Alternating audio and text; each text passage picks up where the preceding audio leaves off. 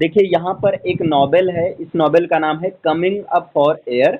ये एक नॉवेल है, इसको लिखा है जॉर्ज ऑरवेल ने। और ये किस थीम को एक्सप्लोर करता है, तो थीम ऑफ नॉस्टैल्जिया, वार, और जो है elusive quest for escape from ड्रग रेज ऑफ मॉडर्न लाइफ के ड्रग रेज से निकलने के लिए जो है ये एक एल्यूसिव क्वेस्ट की बात करता है। इसके बाद में इसमें मेन प्रोटोगोनिस्ट जो है जॉर्ज बॉलिंग। इसमें मेन प्रोटोगोनिस्ट हैं जॉर्ज बॉलिंग। जॉर्ज बॉलिंग एक मिडिल एज्ड इंश्योरेंस सेल्समैन है। और इस पूरे नॉवेल में जॉर्ज ऑरवेल ने एक ही चीज को मतलब मास्टरफुली पोर्ट्रेट किया है, जॉर्ज के इंटरनल स्ट्रगल को, है ना, जॉर्ज के स्ट्रगल को दिखाया है। लेकिन वो यहाँ पर ये जॉर्ज बॉलिंग के इंटरनल स्ट्रगल की बात करते हैं। और वो भी किसके रिफरेंस में, तो पैसेज ऑफ टाइम के रिफरेंस में, लॉस ऑफ यूथ के रिफरेंस में, और inescapable realities of contemporary society के जो ऐसी रियलिटीज हैं जो कि इनएस्केपेबल होती हैं, इन सबके मतलब तीन चीज के रिफरेंस में, specially passage of time, loss of youth, और inescapable realities of contemporary society से जो है इन्होंने जॉर्ज ऑरवेल ने जॉर्ज बॉलिंग के इंटरगल स्ट्रगल की बात किया है इस नॉवेल में। और इसमें प्रोटैगनिस्ट जॉर्ज ऑरवेल जो हैं ये मिडिल एज्ड इंश्योरेंस सेल्समैन हैं। ये सब अर्बन लंदन में रह रहे हैं, और जहाँ पर ये एक मुंडेन जॉब कर रहे हैं और अपनी फैमिली लाइफ से पूरी तरह से डिसकंटेंटेड है ना। और ये एक विंड फॉल में फंस जाते हैं, और जॉर्ज वहाँ पर अपने जब विंड फॉल में फंस जाते हैं तो ये अपने बचपन की मेमोरीज में ये जाते हैं, बचपन की यादों में जाते हैं। और वहाँ पर वो डिसाइड करते हैं कि अब वो अपने विलेज लोअर बिनफील्ड में जाकर घूमेंगे, अपने बचपन के अपने यूथ के टाइम के विलेज बिनफील्ड है, बिनफील्ड में वो रिविजिट करेंगे, है ना।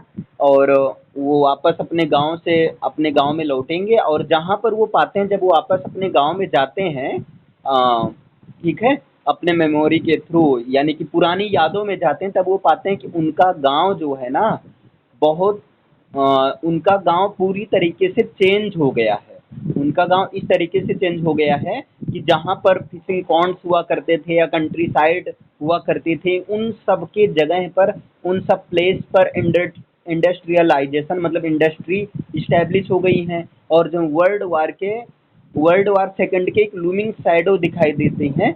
मतलब गांव पूरी तरह से चेंज हो गया है, एक मॉडर्न इंडस्ट्रियलाइजेशन की तरफ बदल गया है ना।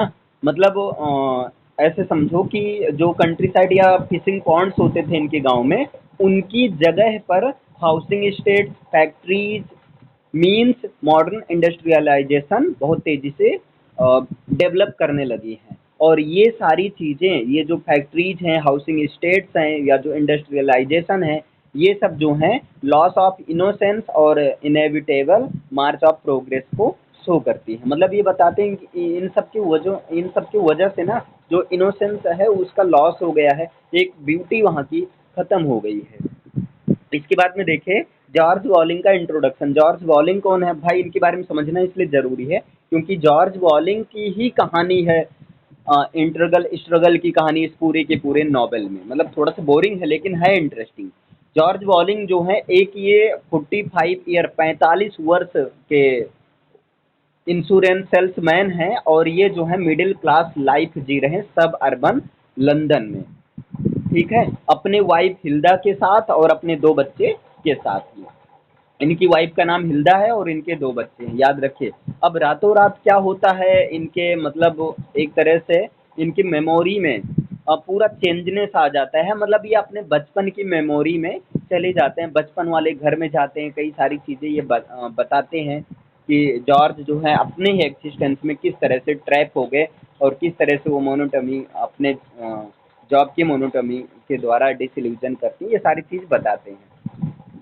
फिर इसी बीच में इनको एक सेंस ऑफ नॉस्टैल्जिया होता है। नॉस्टैल्जिया का मतलब एक तरह से बचपन की यादों में जाना, किसी की यादों में खो जाना। अब जैसे ये गांव की यादों में खोते हैं, और कई सारे हियरनिंग फॉर सिंप्लिसिटी, और ये अपने बचपन के जो सिंप्लिसिटी और इनोसेंस है उसके लिए ये जो है आवाज़ उठाते हैं, किस तरह से बचपन में उनकी लाइफ इनोसेंस और सिंप्लिसिटी से भरी हुई थी। है ना, सिंप्लिसिटी से भरी हुई थी, और अब जो है किस तरह से उनकी लाइफ पूरी तरह से जो है चेंज हो गई है पैसेज ऑफ टाइम के साथ में। ठीक है। अब यहाँ पर देखिए, इस नॉवेल को 8 सेक्शन के थ्रू समराइज किया, यहाँ पर मैंने किया है 8 सेक्शन के थ्रू।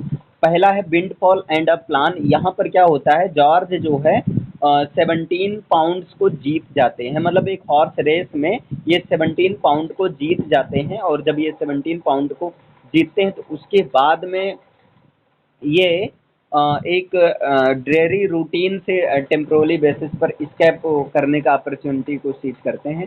फिर आगे क्या होता है, ये जो एक विंड फॉल में फंस जाते हैं, विंड फॉल में फंस जाते हैं, और वहाँ पर ये एक प्लान को कॉन्कर्ड करते हैं, एक प्लान बनाते हैं, और उस प्लान में ये लोअर बिनफील्ड में वापस जाना चाहते हैं, मतलब ये पास्ट की मेमोरी में खो जाते हैं विंड फॉल के दौरान, और उस समय ये लोअर बिनफील्ड में रिविजिट करते हैं। लोअर बिनफील्ड ये इनके चाइल्डहुड विलेज है ना, अपने बचपन में ये अपने गांव लोअर बिनफील्ड में रहते थे, और वहाँ पर जब ये अपने गांव में जाते हैं तो वहाँ पर जो है अपने पास्ट मेमोरीज को जो है वो क्या करते हैं, याद करते हैं उसको, और वहाँ पर ये देखते हैं जो कुछ भी मतलब अच्छी चीज़ें या बुरी चीज़ें जो कुछ भी हुआ रहता है उन सबको ये याद करते हैं।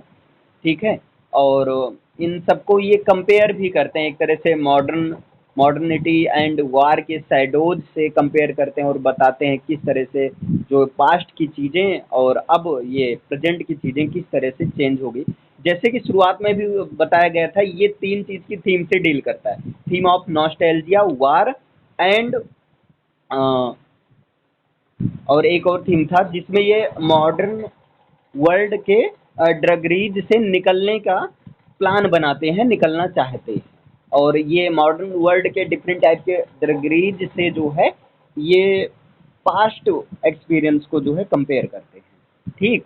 इसके बाद में दूसरा जो है अनरिकॉग्नाइजेबल विलेज, यानी कि जब ये लोअर बिनफील्ड में फर्स्ट अरे सॉरी विंडफॉल के दौरान अपने गांव बिनफील्ड में पास्ट के गांव में जाते हैं, तो वहां पर ये जब ये लोअर बिनफील्ड में पहुंचते हैं तो जॉर्ज जो है एक स्टार्क रियलिटी के साथ इनको कन्फ्रंट करना पड़ता है, जहां पर इनकी जो गांव की मेमोरीज थी, है ना, गांव की मेमोरीज थी, ये एक प्रकार से इंडस्ट्रियलाइजेशन और जो है स्क्रॉल से के एडवांस, मतलब गांव एक तरह से इंडस्ट्रियलाइजेशन में चेंज हो जाता है, और एक तरह से ये गांव को शुरू में तो पहचान ही नहीं पाते हैं कि ये तो गांव पहले कैसा था अब कैसे हो गया, पूरी तरह से गांव तो बदल गया है।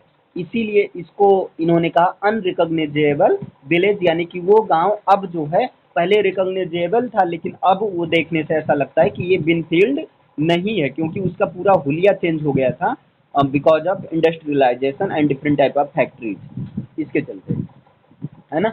और इसके बाद में इनके यूथ की जो ओल्ड हॉन्ट्स थे जिनमें इनके जो हैं कई सारी चीज़ें, मतलब इनके बचपन की कई सारी यादें, जैसे फिशिंग पॉन्ड थी, है ना, उस फिशिंग पॉन्ड की जगह या जो भी खेलने का स्थान हुआ करता था गांव में, उन सब के जगह अब जो है हाउसिंग एस्टेट्स या जो है फैक्ट्रीज बन जा रही हैं, फैक्ट्रीज बन गई हैं, और ये देखकर ये बहुत कंफ्यूज हैं, है ना। और ये जो फैक्ट्रीज वगैरह का बनना, ये कहीं न कहीं जो है किसको सिम्बलाइज़ करता है, प्रोग्रेस और मॉडर्निटी को सिम्बलाइज़ करता है।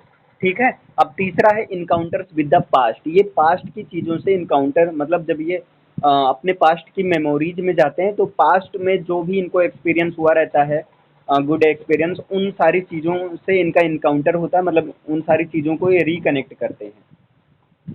ठीक है।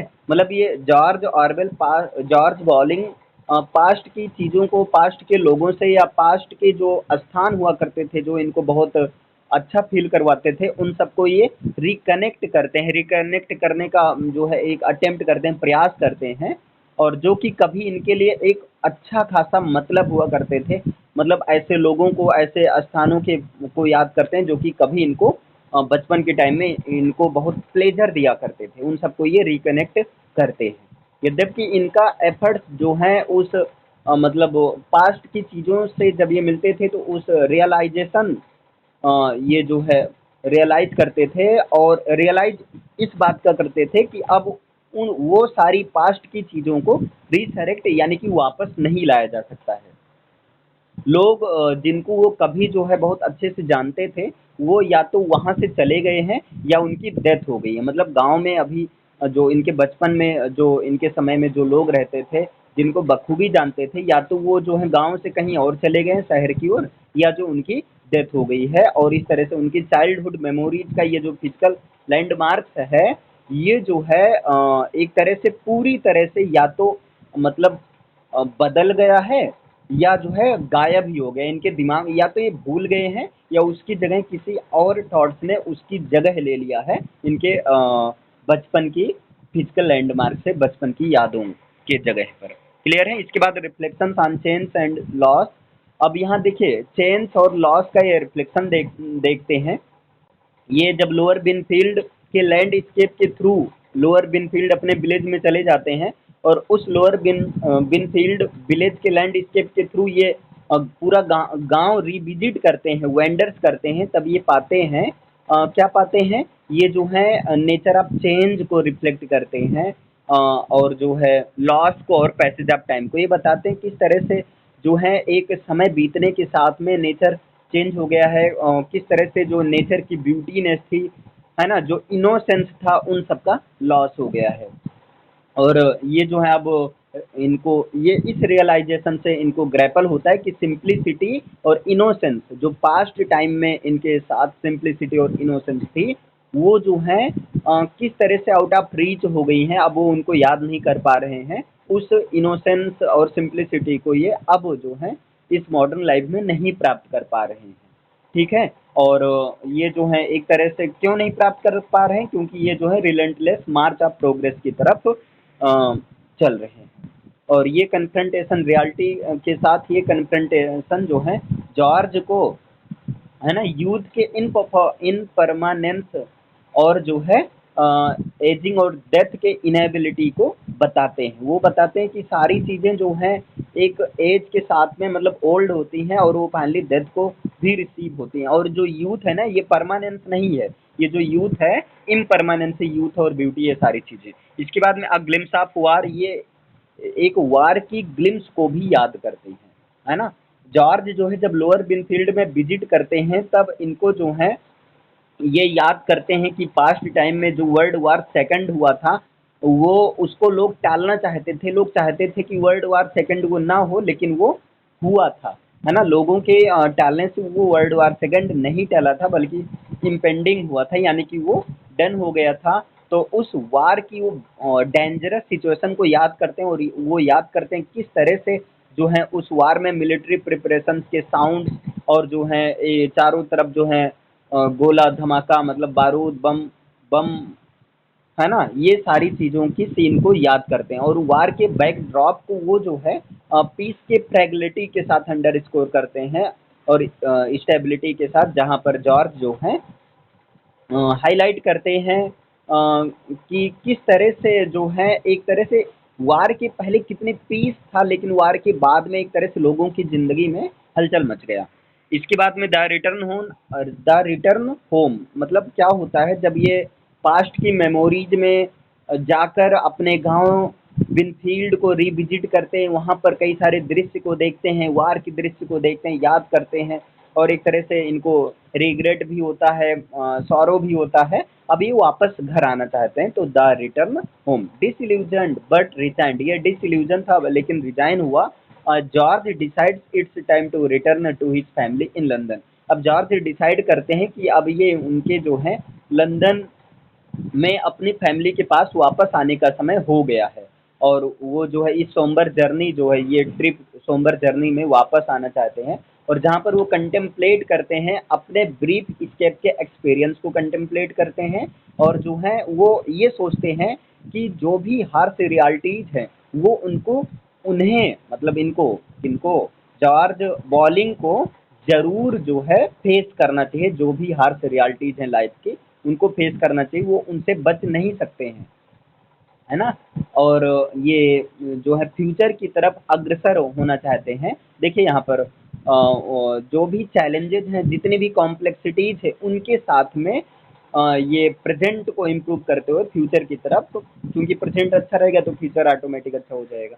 तो ये वापस घर आकर जो है सारी रिस्पॉन्सिबिलिटी को लेना चाहते हैं, क्लियर है, वापस घर लौटना चाहते हैं। इसके बाद कन्फ्रंटेशन एंड रिवोल्यूशन। अब क्या होता है, जब ये लंदन में वापस आ जाते हैं तो जॉर्ज को अब टेम्पोरली जो वो टेम्पोरली रूप से फ्लेड हो गए थे, जो टेम्पोररी बेसिस से वो अपने लाइफ को एक तरह से अपनी फैमिली लाइफ से डिस्कनेक्ट हो गए थे, यानी कि सपनों की दुनिया में खो गए थे। वहाँ पर क्या होता है, contrast between his idealised memories of Lower Binfield and stark realities of his current existence.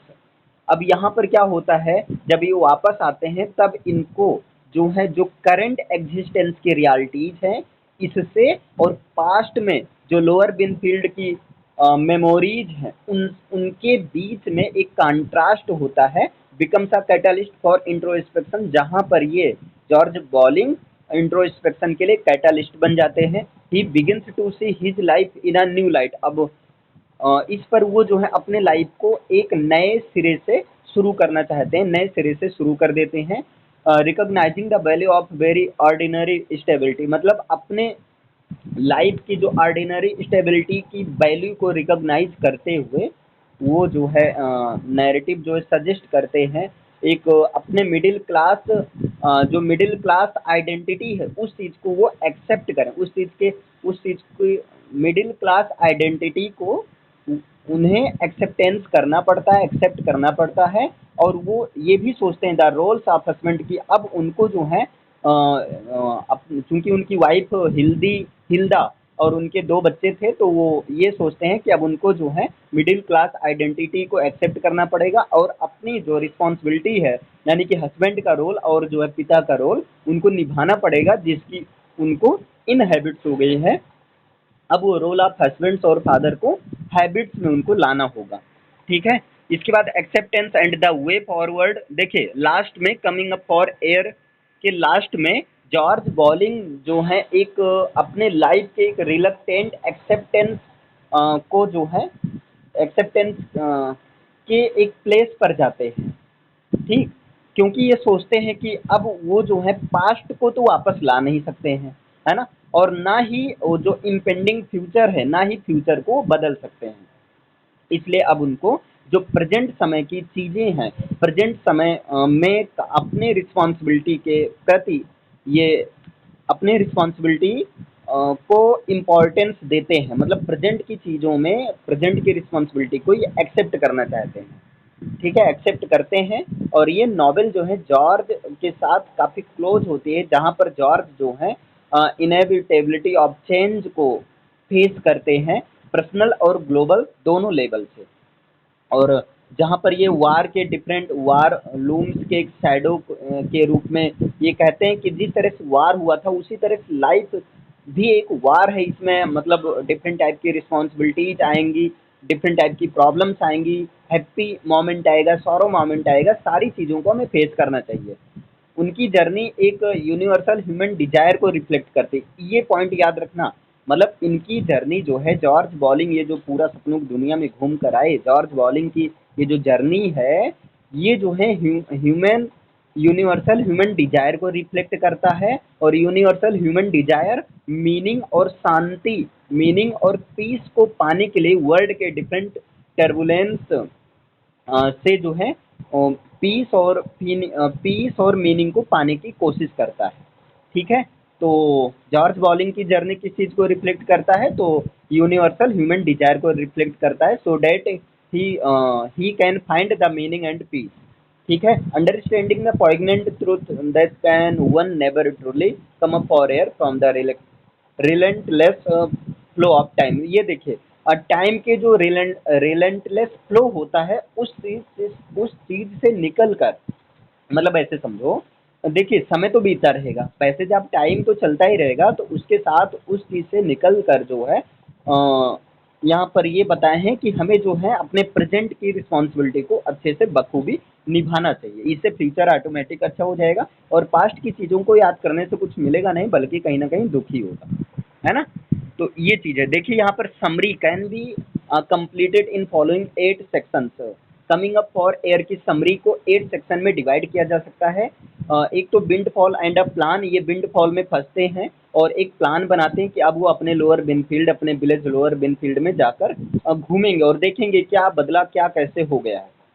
और फिर जब वहाँ पर जाते हैं तो दूसरा होता है द अनरिकॉग्नाइजेबल विलेज। तो ये जो है, जब इनका गांव इस तरीके से बदल गया था, फैक्ट्रीज इंडस्ट्रियलाइजेशन हो गया था कि इनका गांव पहचान में ही नहीं आ रहा था कि ये वही लोअर बिनफील्ड है या कोई और है। मतलब एक समझ रहे हैं ना, जैसे वो रिकॉग्नाइजेबल नहीं लग रहा था पहले के जैसा, अनरिकॉग्नाइजेबल फील हो रहा था। इसके बाद इनकाउंटर्स विद द पास्ट, फिर ये गांव की डिफरेंट चीज़ों को, डिफरेंट पास्ट चीज़ों को याद करते हैं।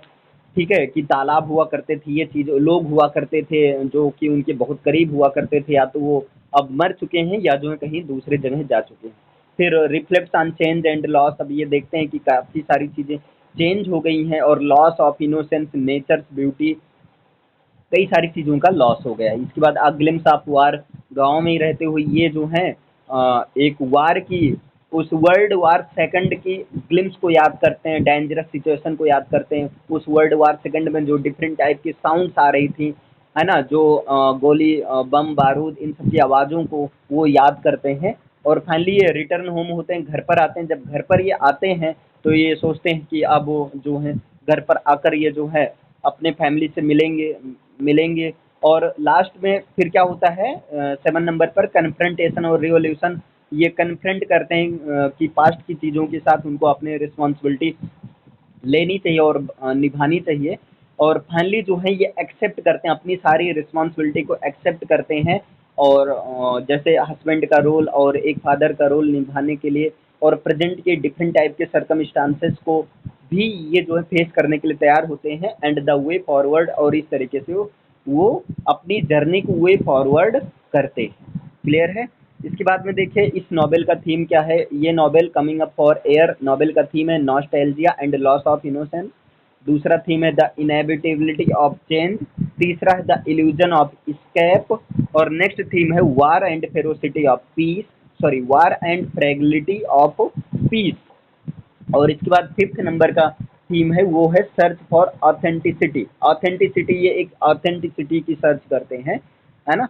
और देखिए जॉर्ज ऑरवेल, इनका जन्म हुआ था 1903 ईस्वी को, इनकी डेथ हुई थी 1950 ईस्वी को। जॉर्ज ऑरवेल का जन्म कब हुआ था, 1903 ईस्वी को, और इनकी डेथ हुई थी 1950 ईस्वी को। जॉर्ज ऑरवेल एक ब्रिटिश नॉवलिस्ट थे, एसेइस्ट थे, जर्नलिस्ट थे और क्रिटिक थे। इनका फेमस वर्क है, 3 फेमस नॉवेल है। Animal form 1984, coming Up for air, अभी आपने देखा कमिंग अप फॉर एयर, ये आपका कंप्लीट हो गया। क्लियर है। तो आई होप समझ में आया होगा। क्लियर है।